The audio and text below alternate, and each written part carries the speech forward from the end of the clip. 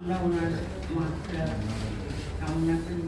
আল্লাহ পাক ওনাকে যেন জান্নাতুল ফেরদৌস নসিব করেন। আমি এখানে বক্তৃতা তেমন বলবো না।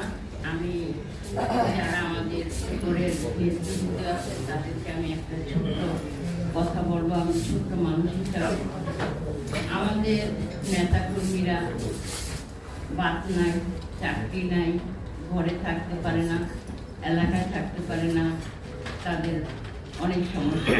আমরা এটার কতটুকু খেয়াল রাখছি সেটা একমাত্র আল্লাহ পাকই জানে। আমি এইটুকু অনুরোধ করব যে আমরা যেন আন্দোলনের মাঝখানে থাকি, তাহলে আমাদের নেতাকর্মীগুলি বেঁচে থাকবে, তারা মনে সাহস পাবে, তারা মাঠে থাকলে তাদের সব কিছু ঠিক থাকবে। আমরা